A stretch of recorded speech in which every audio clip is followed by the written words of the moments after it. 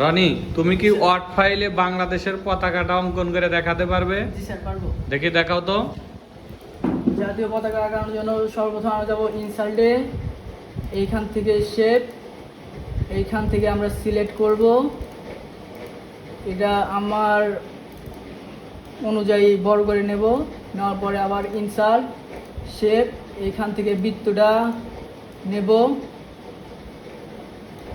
নেওয়ার পরে আবার ইনসাল্ট থেকে শেপ, এইখান থেকে বৃত্ত নেওয়ার পর এখানে করে বড়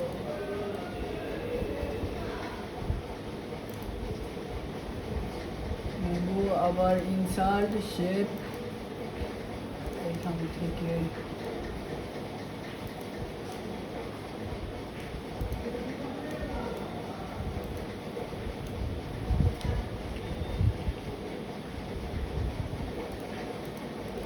এখন এইখান থেকে কালার সিলেক্ট করব আমরা, লাল, সবুজ,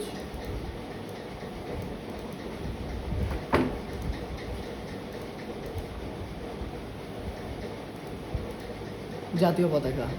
ধন্যবাদ।